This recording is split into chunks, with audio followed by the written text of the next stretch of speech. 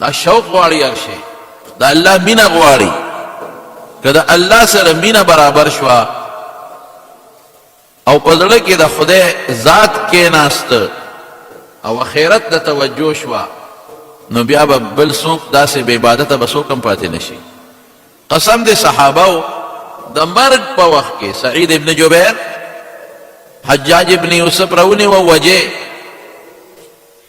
حجاج ابن یوسف خو ظالم تیر شوی دی. سعید ابن جبیر ته وی په زړه دې څه ارمان شته؟ وی وی د پوره کا لږ ټیم در کوم پوره کا. نو داسې وخت کې څه ارمانوي چې بچي سره ملاقات وکړم ښځې سره ملاقات وکړم بچې ښکل کړم وصیت ولیکم دا مال د پلانکي دا د پلانکي دومره مال مې دله ورکې دومره دله ورکې د بچو مې خیال وساتې. خلک دا کوي. سعید ابن جبیر ورته وی په زړه مې یو ارمان دی وی زه پوره یې کا. وی څه ارمان دی وی یو 2 رکعته لمونځ دا مې ارمان دی. او بیا څه وایي وی زړه مې غواړي چې دا لمونځ ډېر اوږد کړم خپل رب ته ډېر اوږد لمونځ وکړم خو ته به وایې چې د مرګه یریږي نو لمونځ اوږدوي ځان له وخت اوږدوي. زه مختصر به حضرت خبیب رضی الله تعالی عنہ چې کافرانو کله گیر کو بویه ته د حرم نه بار وایسته او شهید کړی او لرګي ولا خخ کړی دی په سولی کوي په سولی او گیر چاپېره نیزو غشو والا ورته ولاړ دی. ابو سفیان ورته وی خبیبه په زړه دې څه ارمان دی؟ اوس ګوره خلک هم دغه ارماني وصیت لیکم د مال د بچو د ښځې. حضرت خبیب ورته وی یو په زړه مې یو ارمان شته وی زه پوره کاسم د وجنو دی ارمان دی پوره کا. څه ارمان دی وی 2 رکعته لمونځ. الله خوشحاله تاله در روانې من لا یو منټ پس 2 منټه پس تاله در روانې ما لږ معمولي یو منټ 2 مې پاتې دی. الله دی کې ځان بچي ښه نه خوشحالوم تا خوشحالوم. ودرېد 2 رکعته لمونځ یې وکړه. ولست أبالي حين أقتل مسلما على أي شق كان لله مسرعي وذلك في ذات الإله وإن يشاء يبارك على أوصال شلو ممزع. یو 2 شعرونه وې 2 رکعته لمونځ یې وکړ. ابو سفیان زړه مې غواړي چې ډېر اوږد لمونځ وکړم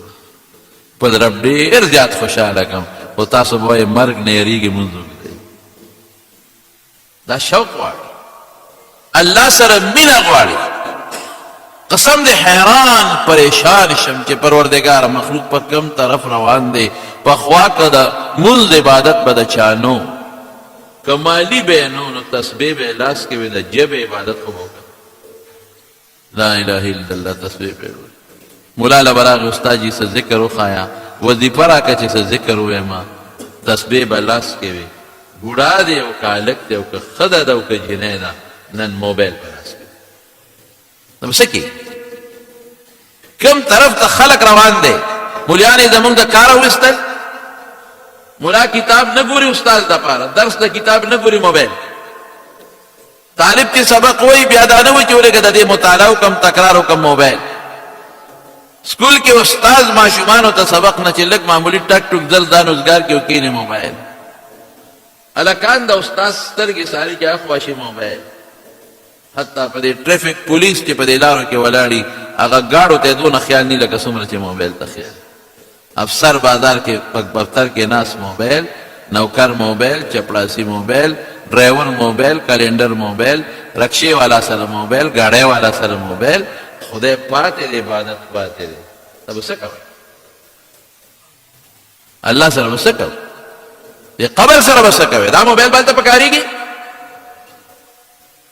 ځان قدر کې به څه کوې موبایل به غواړې قیامت پر ورځ به څه کوې موبایل به غواړې. یو ټیم مولا مقرر کړه د خدای باندې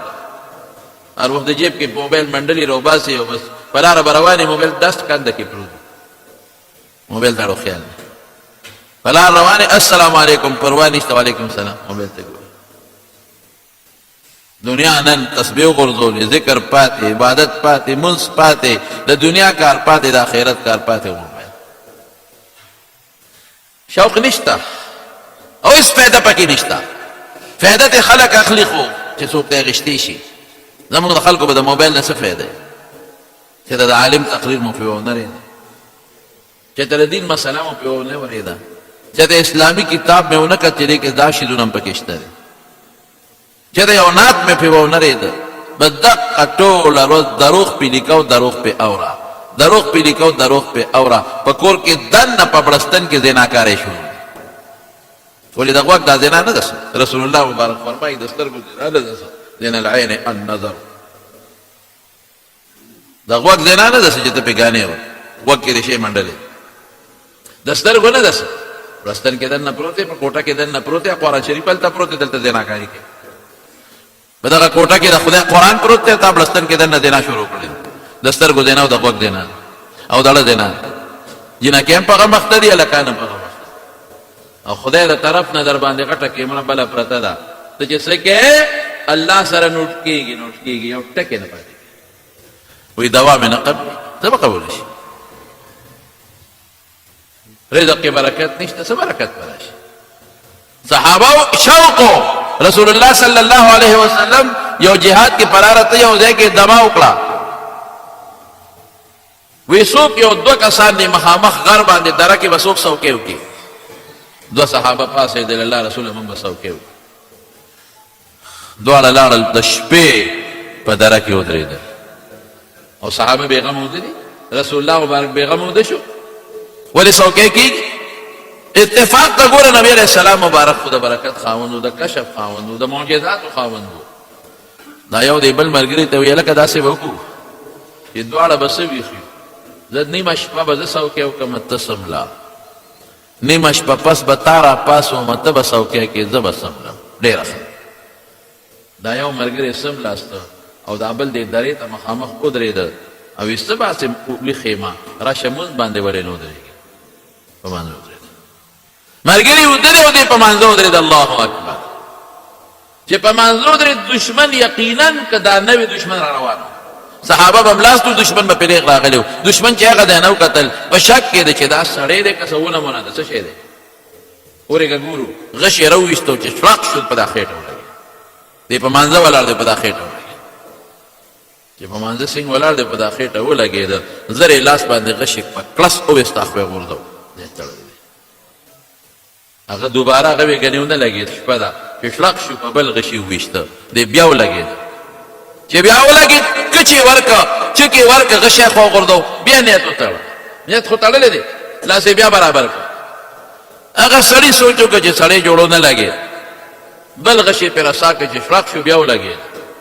غشي د پاسه غشي د پاسه غشي او دی په لاس چک ورکوي غورځوي او خپل منځ جاري ساتي او چې کله چې وینه د دنیا لاړه وبهده نو پوه شو نو یو صورت یې شروع کړی صورت کهف هغه خلاص کړه زر یې مونځ وکړه ملګري راویښ کړه ته وګوره هلکه څوک دي او په مونږ ګزارونه کوي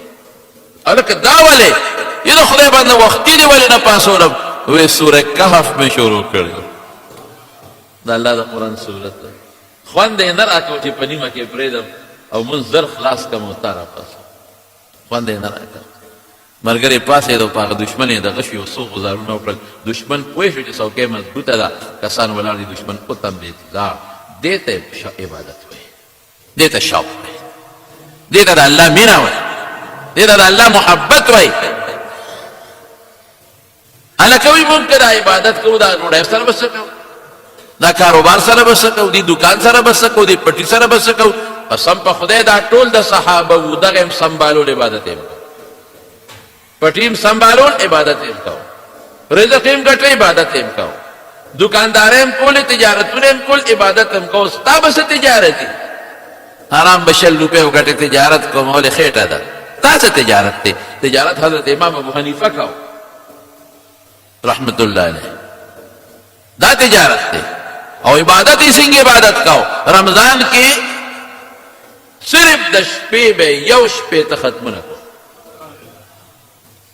یو ختم به په تراوو کې کوو په 10 یا په یو کم 10 کې او چې تراوو نه به اوزګار شو 2 رکعاتو نفل نیت به وتړه په 2 رکعاتو کې به 2 ځله قرآن شریف ختم دې ته عبادت دروازې درسونه دي لګیا دي طالبان ورسره ناست دي درسونه دي 50 او 40 کسان علما ناست دي د دې ټولو روټۍ د دې ټولو د کور خرچه د بچو خرچه د دې جامې دا به ټول امام ابو حنیفه رحمت الله علیه پوره کول تجارت هم کوي لګیا دی زبردست تجارت کوي شاګردانو باندې مروټه اخلي تجارت هم کوي عبادت هم کوي درس هم خوري او په خپل وخت کې د قرآن شریف نه 12.5 لکه مسلې راځي او دا زما بس پیسې او ستا بس پیسې چې کله وفات شو په خزانه کې 56 کروڑ ډالر پراته 56 کروڑ ډالر پراته درهم هغه زمانه کې درهم وي تقریبا د ډالر برابر خو بني دي زمانه کې کم وي خو 55 کروڑ درهم پراته هغه ولې رزق نه ګټي خزانه نشته مال نشته دولت نشته خر نشته اس نشته اوخ نشته لیکن خدای نه پرې رجال لا تلهيهم تجارة عن ذکر الله بیع ولا تجارة عن ذکر الله تجارت او بیع او غشتل او خرصول د خدای نه نه دي مني موږ بس یو زموږ د نو الله راضي کې پته د ژوند نه لګي کله مرو هغه کارو کې د جيب عبادت کول شي اس وخت په نه لګي په لار کې ذکر کولا لا اله الا الله درود شریف وایي د جيب عبادت د لاس عبادت تسبیح پیړو د سترګو عبادت قرآن شریف ته دی ګور د غوږ عبادت په دا موبایل قرآن وره کنه نیک بخت په دې د علماء بیانونه وره کنه د غوږ عبادت کوئی نه غړي کې د غوږ دینا په ګټي تلاوت په وره تلاوت ته په ګوره کنه چې سترګو دینا په ګټي سترګو عبادت ولې نه کې خدای بنده کوم طرف ته روان مالی عبادتوں کا پیسے سره جماعت کې ورکا مدرسه کې ورکا گاونډي لا ورکا غریب لا ورکا محتاج لا ورکا دا مالی عبادت د عبادتونو خوشته امام احمد ابن حنبل رحمت الله علیه په گاوند کې ولوار اوسېد لوار چې کله مړ شو چا په خوب کې ولید تاسو ته یو کاله کا څنګه وې زه خدای پاک وبخل یو باغ کې روان دي چمن کې ګرځي را ګرځي په دې چمن ته نه ګوري دې باغ کې الله وبخلو او یجیب دا چې په دنیا کې د احمد ابن حنبل گاونډي او چې وې بخلم یا احمد لورزا په جنت کې خدای راغی گاونډي دا سړی چې خوب نه پاتې په زړه کې سوچ کې پریوت احمد ابن حنبل خو ځان لړشل کړی دی په عبادت دې مفتو کې لوار صاحب لاړو دا گاونډي دی احمد ابن حنبل رحمت الله علیه پښپاو درسونه کړی دي د رسول الله مبارک شپږ لکه حدیث یاد کړی دي چې لا د قرآن حافظ درس اجتهاد استنباط عبادتونه دې څنګه خواله رسی نو لار د خدای ولا تاسو دروازه ولا خدای وته لار دروازه ته شو یره وستا خاون ما ډیر خپ خوب کې ولید په جنت کې او راته دا و چې د احمد ابن حنبل گاونډي ما غسر یو زېما استاد خاون څه وو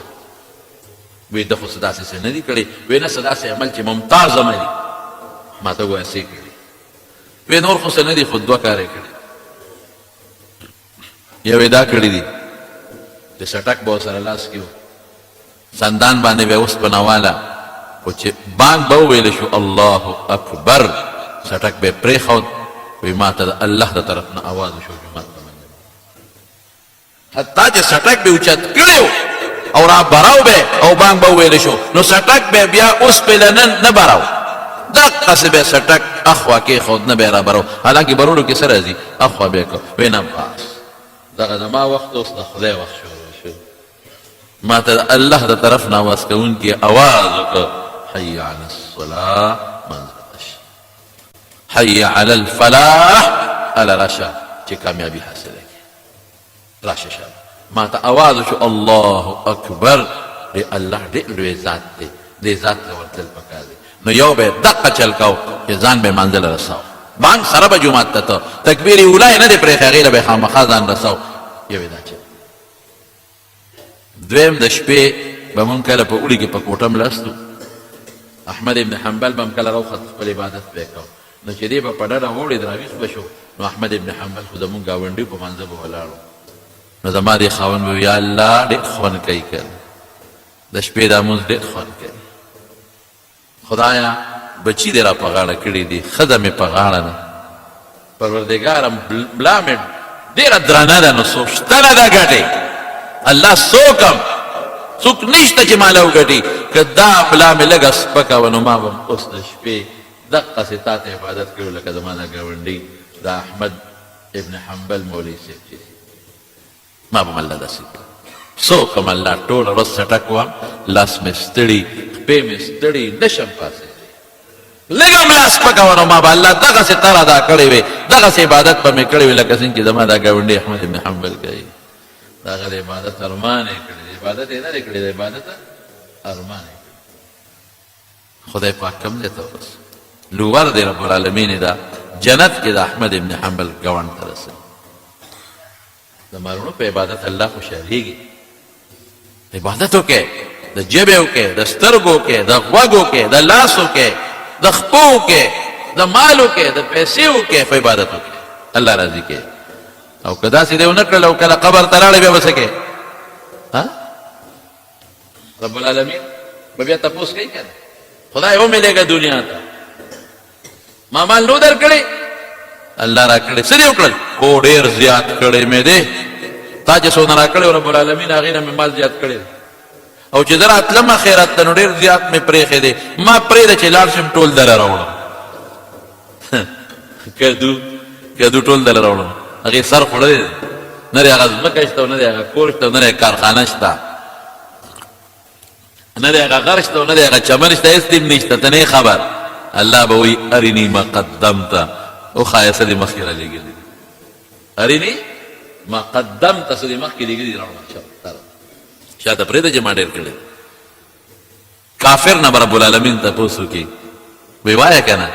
عذاب کې چې واچوي وی که دا ځمکه ټوله ستا وې او دا د سرو زرو ډکه وې او ما لږ عذاب درته نن معاف کولې لږ لږ لږ او دا ټوله ځمکه د سرو دې را کوله که نه وی بلکل مې درته وی بنده ډېر معمولي شی مې دنه غوښتې ډېر پوټې شی مې دنه غوښتې و کلمې شهادت او ایمان هدلته قبول نه کړ نبی کریم صلی الله علیه وسلم فرمایي وی هر انسان چې مړ شي دی به ستومانه ګناهګار به په دې ستومانه چې خدایه توبه مې ولې نه ایسته عبادت مې ولې نه کړه او نیک به په دې ستومانه چې الله زیات کړی مې ولې نه دی لږ مې عبادت زیات کړی وې نو څه خبره زیات کړی مې ولې نه دی دا شوق غواړي چې دا د ملا په تقریر نه کېږي چړه مسکړی شوړه دا شوق غواړي دا مینه غواړي پیسو سره مینه ده که نه نو سړی څه وخت پاسي وختي پیشمني پاسي پیشمني نه مخکې دا پلینکو چې رواني زمونږ خو د سړک په غاړه کور دی که نه غرار خېجې رواني او 12 بجې 1 بجه دا ګاډي رواني واپس دی ګورې هلته دوکان سره مینه شی خرابېږي پوه نه او چې کله دی وبخوري د شپې په 2 بجې خوب درځي او بخور دی که نه څوک بیا خوب نه درځي هغې سره مینه ده محبت د شوق بلډینګ او بنګلې سره مینه ده هر څه والا کې خورا پیدا کړې والا خدای دې دغسې مینه د موږ د عبادت سره پیدا کړي او دا په دې نه ده چې ګنې دا غریب دی دی به کوي او مالدار مال سره کېږي روح خواجه بختیار کاکی رحمت الله علیه قطب الدین بختیار کاکی دا قطب مینار چې دی که نه قطب مینار دا د ده په نوم باندې جوړ شوی قطب مینار دې چې کله وفات شو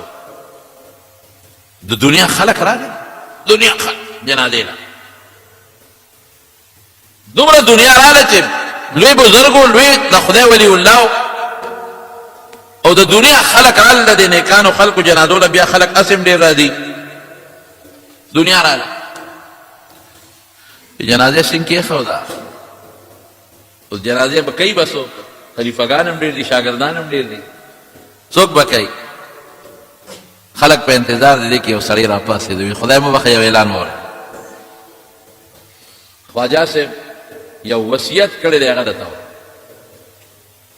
ټول خلق په سوچ کې شو چې دا څه وصیت دی جنازې والا وی خواجه صاحب وی چې زما جنازه به هغه سړی پړاوی امامتي به هغه سړی کوي چې 4 صفتونه یې پکې یو صفت پکې دی چې د په ژوند کې تکبیر تحریمه د اړومبې تکبیر لمونځ نه پرېږدي دویم صفت به پکې دی چې د شپې به په ژوند کې تهجد نه پرېږدي دریم صفت به دی چې په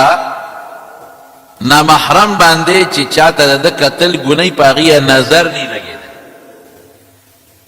څلورم صفت به دی چې د مازدیګر نه مخکې 4 رکعته کم نفلي دی په ژوند کې نه پرېږدي نو چې دغه 4 نفل کوي خو سنت مؤکده به هم کوي نو دا 4 صفتونه که په چا کي خدای مو مخروز دی جنازه وکړي. اوس چې څومره دنیا ده ټول په دې سوچ کې چې خدایا تهجد خو ما کړي دي ټول عمر مې کړي دي خدا تکبیر تحریمه خو ما نه پاتې شوی. مولانا رشید احمد گنگوهی رحمت الله علیه یو ځای ته لاړه د مانځه ټیم شو روان دی مانځله زمونږ د طالبانو مجیبه دي دی بیا دې ته نه ګوري چې دا اوس تکبیر تحریمه فوت کېږي خو دوی ورته رغاړه وتله ستړي مشي ډېر زیات زمونږ طالبان په دې کې ډېر تکړه دي. اکثر دلته کې تقریر به شروع وي مولانا صاحب به بیان کوي یا به تلاوت د قرآن شریف کېږي او چې یو عالم راشي دا ټول ور په منډه شي په خیر السلام علیکم ستړي مشي هلکه هغه عالم ستړي مشي غوره دي که دا قرآن اورېدل غوره دي. قرآن پاتې شو په دې د هغې بېادبي شروع شو ابل مولوي صاحب تقریر کوي د هغه بېادبي شروع شو هغه ور منډه وی په خیر علی ستړي مشي زموږ طالبانو کې دا یو غم شته په خیر علی ستړي مشي په خیر علی هلته به جمع فوت کېږي جمع موږ وایو لکه مونځ ناوخته کېږي مکروه وخت راځي دوی په دې نه دي خو چې تا ته در ترغاړه او ښکل دي وخت دې پکې تېر شي جنازه دې په مکروه وخت کې وشي خو دا یو غم دی پکې یو ځل تللی وم د کوټ کې مې بیان نو خلک مینه ساتي ډېر خدای دې خوشحاله کړي عوام طالبان نو ستړي مشي په خیر علی ستړي مشي په خیر علی وغه بیان والا چغې والې چې خدای مو بخښه ناوخته دی لار ورکې لار ورکې لار چا راکړ ستړي مشي په خیر علی ډېر ستړي چې تقریر مې وکړه که نه نو زه لاچۍ ته تلم لاچۍ کې مې بیان نو چې کوزېدم نو ما چې خدای پاکه دا اوس خو بیا مټې راته بیا ونغښتې مې دا خو دې پرېږدي نه اوس چې دا بیا در ترغاړه وځي دا په خیر علي نو یقین نه دی که کور ته هم تېر وغورځي دا ګیا بابا چې د خدای پاک وبخښي مولانا حمدالله جان صاحب اوس دې مخکې ورځو کې وفات شو دی راغی اعلان وکړ ډاګې بابا جي نه اعلان یې نه وکړې خو ما ولید چې دی راغی چې دی راغی مې خدای وبخښه ډاګې بابا جي ته لار ورکړې بس خلک په هغه شو ده ته وویل څه موده پس را سره میلاو شو ما ته یې لکه وی ته بیا څه شوې وی زه خو دې په خلکو برباد کړم وی چې ما ته اواز وکړه زه پوه شوم چې ده ځان وویسته او په ما خلک راغونډ شو په خیر اوس ستړي مشي په خیر اوس ستړي مشي مې زه خو جي لاچۍ کې مې بیان و بس دقه چل مې وکړو به تا مې دا د توپې خولې در مخامخ کړې او ځان مې وویسته وی بیا ما نه خبر شوې مې نه وی ښې ستړی کړم په ستړو مشو دا لوډ سپیکر کې ورته دا علما چغې وایي چې د خدای خاطر وکړې بیمار دی کمزور چا کم دی صبرېده وی چې کله مې تقریر خلاص کړه که نه او بیا تلم بیا شروع شو خوند یې نه کوم چغې دي خلک چې خدای مخلا وی خوند یې نه وی بیا دا چل وکړه چې کټ کې کېنولم او کټ یې اوچت کړه په دیوال یې بل خوا واړه نو یې خلاص شو زه په خپله یو ځای ته بیان له تللی وم چې راتلم د موټر شیشه ماته په دې ستړي مشي و په دې غوبل او شیشه ماته یا خدای پاک مفتي صاحب د خدای پاک وبخښي مفتي فرید صاحب رحمت الله علیه هغه یو ځای کې خلک راته غاړه وتېدل ستړي مشي په خیر علي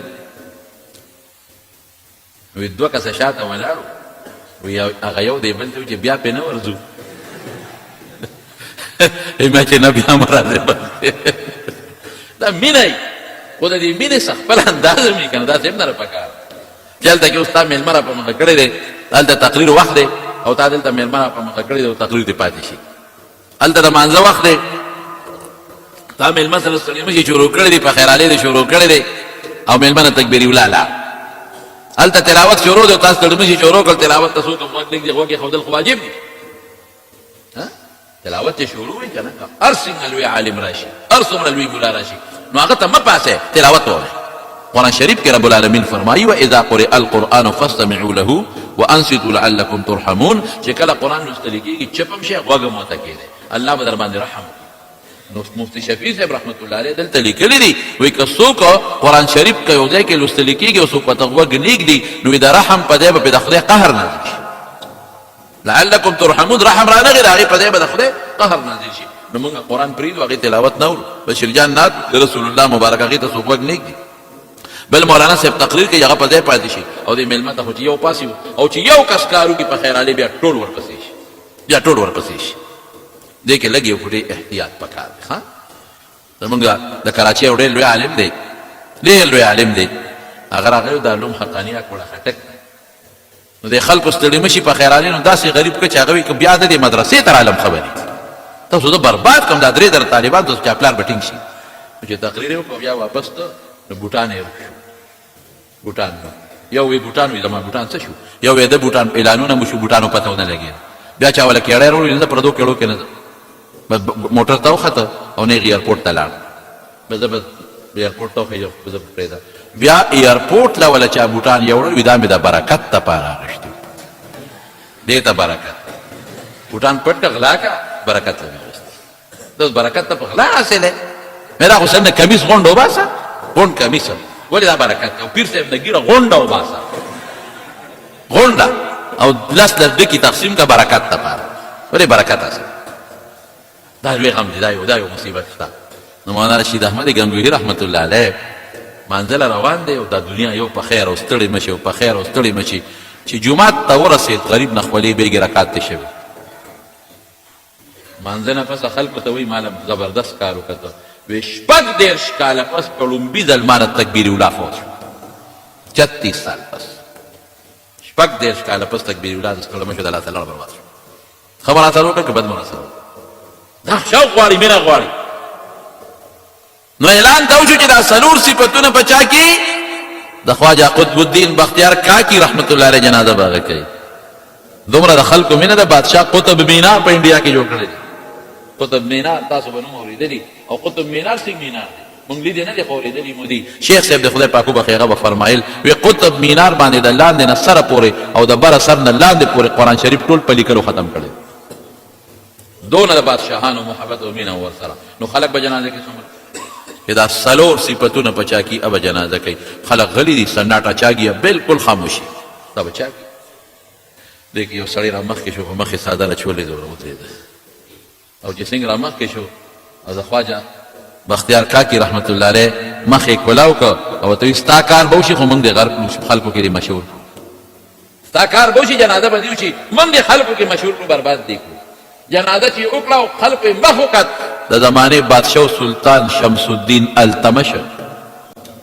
سلطان شمس الدین التمش باچا دی باچا دې ته باچا زموږ نام باچا دی تو موږ باسه باچا دغې ته وایي په ژوند کې په نامحرم او غیر محرم سترګې نه دي لګېدلې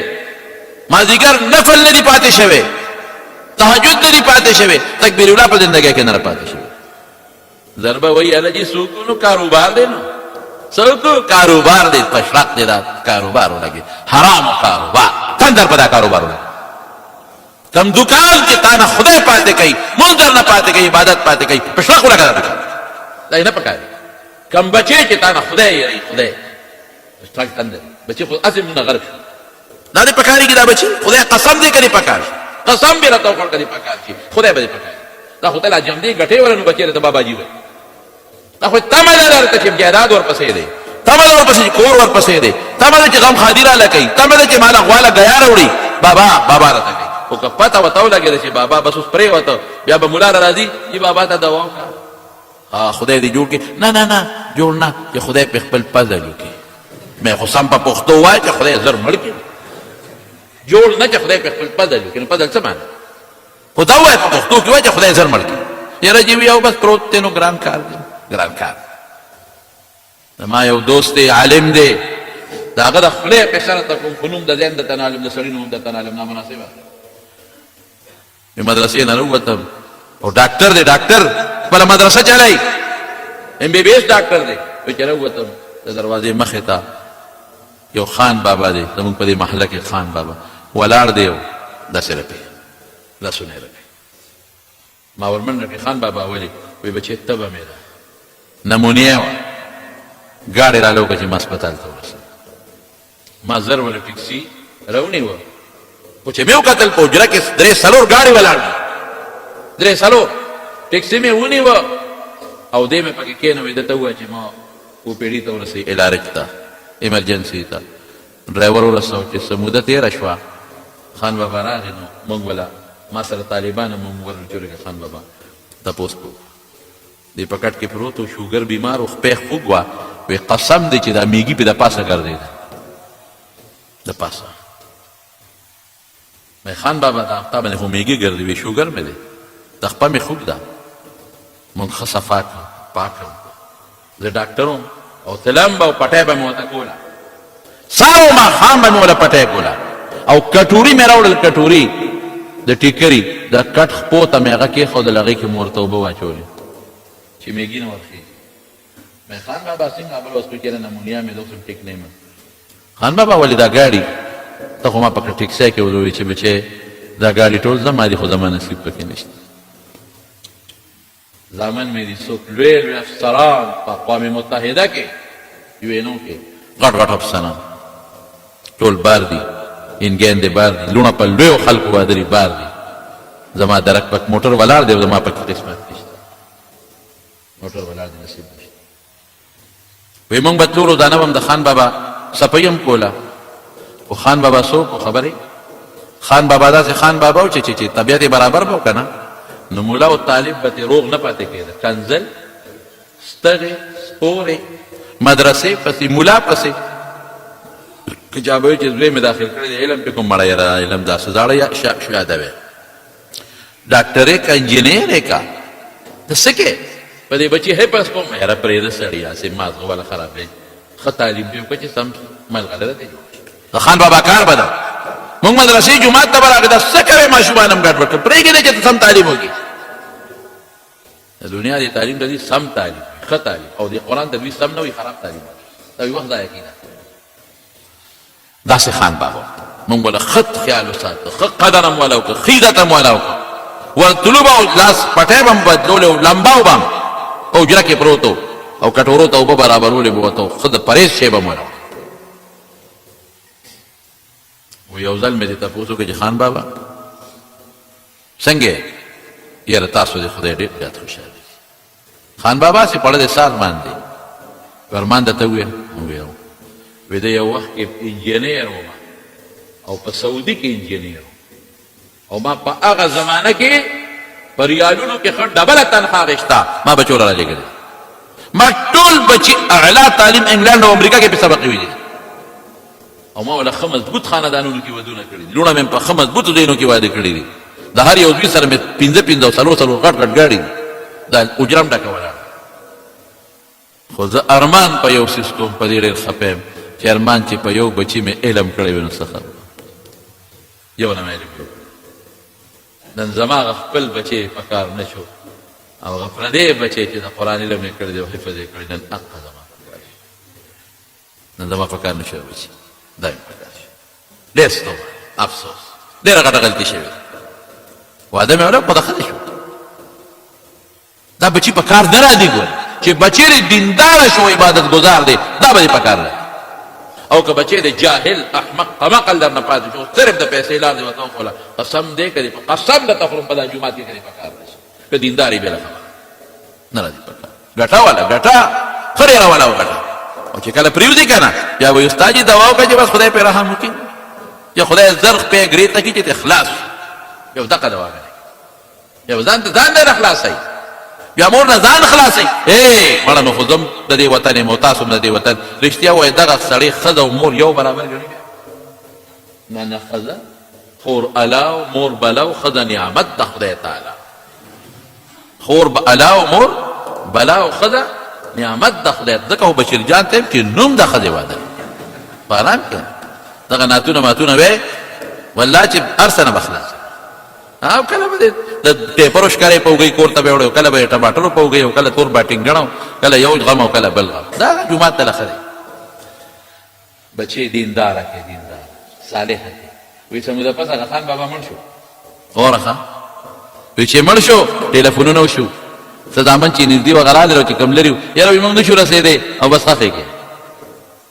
پردو مونږ والا وایي غسل ورکړه. مولانا صاحب وایي مونږ والا قسم په خدای غسل ورکړه، کفن والا مونږ ورکړه، خخ مونږ که. او په درېیمه باندې ټول وارثان او رشته داران رالل او په حجره کې صاحب ناشنا ډوډۍ وه، چرګان دي او ګډان دي او چیلي دی او د ولاړې ډوډۍ دی او بوفې دي او ټنګه ټونګه دی او خنده او خوندې او ټول افسران او وزیران او یو د افسران دی او بس خدا تا به وایي ګنې پلار یې اوس درېیمه ښځه کوي او د پلار یې واده دی. دقه خوشحالي او خنده د ښځو ځان له ډوډۍ، سړو ځان له ډوډۍ، خلکو ډوډۍ خوړه او بس دوای خیر او خیر او خلاص. یو سړی مال راغی یو زمانه کې پته نه لګي چې اوس به مونږ لیکه جان دی وایي مونږ خو ډېره خبره راشي بیا کوو نو څوک ما ته ما یو دوست وی چې دا یو ډاکټر تا سره ملاقات کوي مې خسار وختي راغی چې راغی ډاکټر صاحب پریک په جواب ډاکټر صاحب چیک وکړی اوس کا چیک یو ګوټه زما د خاطر په چیک په جواب خدای څه چل شوی دی یاره مولانا صاحب بس یو خبرې راغلې مو دا بس کی مې ولې یو ځای مې دی یو ځای لو پر دی لور مې واده ده یو ځای یو مې خزر یو مې د قزوی دی لو پر دی او د دنیا پیسې ګټم د دنیا پیسې ظالمان ډاکټران دا خلک سپینای سپینای کې سپین د دنیا پیسې ګټم خو دولت ګټم او چې ما سلطان را چم ټولې پیسې مې جیب نه وباسي او چې پیسې څه خبره ده چې نغدې پیسې راکړه پیسې شب کنزل لا تکي پیسې رانه کورونه را باندې خرڅ کړل او پسې الوزي ځان سره به څلور پنځه کسان ملګري دي لوپران کله مري ته کله ابټاباد کله کراچۍ ته کله لاهور ته او بلکې دا پرېږده وه چې دا پې کوه خیر دی د دوبۍ ټکټونه وله والي ملیشیا ته سنګاپور ته دا بچي دا ملګري ځان سره ګرځوي ټوله خرچه دی کوي ټکټونه هم دی ولالي هوټل خرچه هم دی کوي خوراکونه هم پې دی کوي ګفټونه هم وله دی دې ته بل چا پلار پیسې ټکي ټول کورونه رانه خرڅ کړل ټول کورونه او ما ورته چې بچې نور څه دي خو دغه کور دی او مور دی وي دا ښځه دې خرڅه کړه همارې پیسې او ما ته یې ویې مولانا صاحب بېګې هم راباندې ډزې کړي دي خدای بچ کړي پیسو وی یو علاج یې دی چې مړ یې کړ او داسې چل د مرګ یې راځي چې څوک به ترې خبر هم نه شي ما به بېغمه کړي داسې چل دی هېڅ نه به یې مور به هم نه خبر ما به خو ګوتې مې نه ورځي بچې مې لاس مې نه ورځي څوک تا له راغلي ته چل راته ډاکټر صاحب ګمان کوم چې تا به هم چې ته پالکانه کې او په ځوانۍ کې مونځ نه کړی او نه به یې دې بچي ته مونځ خوري خفه کېږه مه ما مې تا چې اپریشن کوې مریض له نو دړدوی یې خو د هغه د فایدې دپاره کوې مې زه هم ستا د فایدې خبره کوم یو ګوټی اپریشن در کوم دړدوم دې خفه کېږه ما مې تا به چې ته دا زوی نه بوتلي ملا ته چې ورسره کښېنې چې دته یو ټکي د قرآن شریف وخوره ځان جومات ته به دې چې ته نه بوتلې چې ته تبلیغه وړه بر په ګوتو نه ورکړه چې یو سې روزه خو به چې ولګوه چې د نیکانو سره به په مجلس کې نه کېنولې چې دا کله یو نیک سړي سره کېنه یاره مولوي صاحب ټیک دی موږ خپله جومات ته نه یو تللی زوی به څه دغه چل سخوندر دې جوړ کړه سخوندر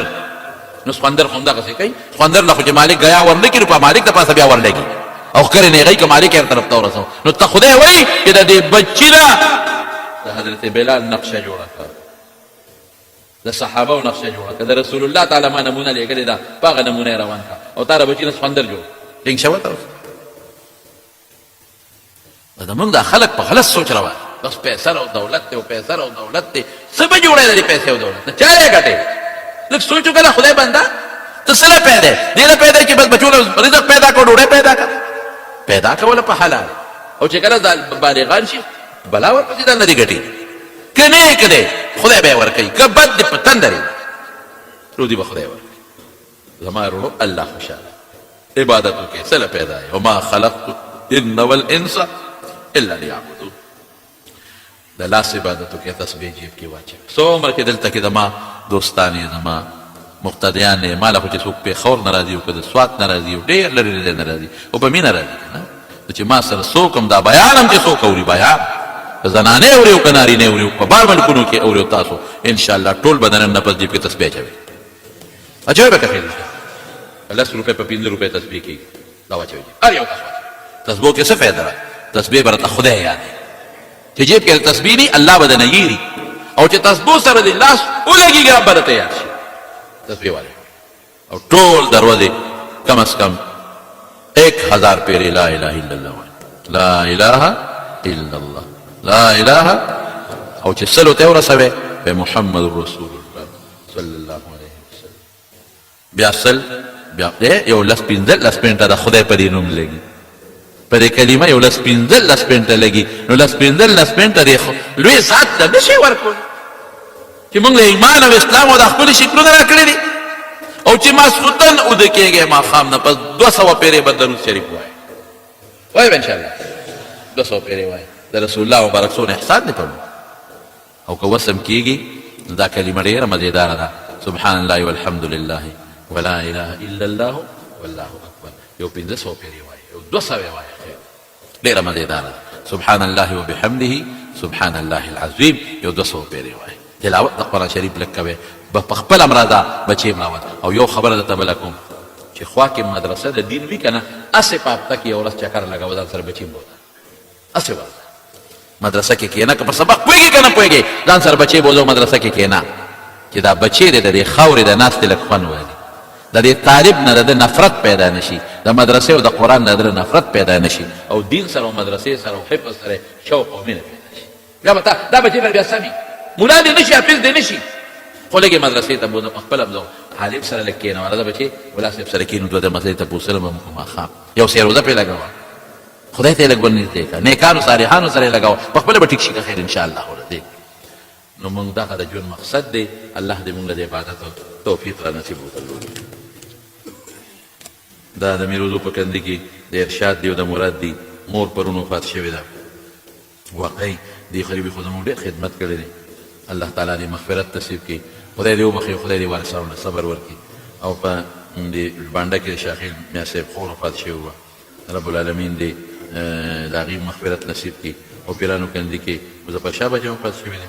رب العالمین دې وبخښي، الله دې مغفرت نصیب کړي. او مردو کې جمال شاه کور والا وفات شوی، جمال شاه میا صاحب، رب العالمین دې د هغې مغفرت نصیب کړي. او خانزاده کاکا وفات شوی عثمانزو زموږ د جمع ملګری و، عثمانزو دي، خدای پاک دې وبخښي، الله دې مغفرت نصیب کړي. بعضې ملګرو دعاګانې غوښتلې دي د کاروبار دپاره، د اولاد دپاره، بعضې بیماران دي دعا کوي چې خدای پاک ورله شفا ورکړي. د چا بچي نه الله یې ټولو نارینه اولاد ورکړي، چا ته څه پریشانۍ دي رب العالمین هغه ورله په خوشحالو بدلوي. خدایه زموږ په لاس، زموږ په ژبه، غوږ، په ټولو اندامونو خپل ذکر جاري کړي. خدای د عبادت توفیق راکړي، الله د ګناه نه نفرت پیدا کړي. خدای چې دا ما سوی مال او د ما دې ملګرو له پې عمل نصیب کړي. خدای پریشانۍ په خوشحالو بدله کړي، د ټینشنونو، آفتونو، مصیبتونو هم رب العالمین په امن کې وساتي. چاته څه پریشانۍ دي په خوشحالو یې بدله کړي. پروردګاره ته زموږ نه راضي شي، الله ته زموږ نه راضي شي، زموږ توبې قبولې کړي، الله زموږ ګناهونه معاف کړي. او خدای د ګناه او د هغې د اسبابو نه هم زړه تور کړي، نفرت هم ته پیدا کړي. الله دواړو جهانو برکتونو خوشحالۍ هم نصیب کړي. او چې څومره د لرې لرې زموږ د جومات تر کم کسان راځي، په یو قدم ولا اجرونه او برکتونه ورکړي، رزق یې کاروبارونو کې الله برکت پیدا کړي. چې څوک زموږ دا بیان اوري، ملک کې دي که بار ملکونو کې دي که زنانه دي که نارینه، الله ټولو له خیر او برکت او عافیت او خوشحالۍ نصیب وګرځولې کړي برحمتک یا ارحم.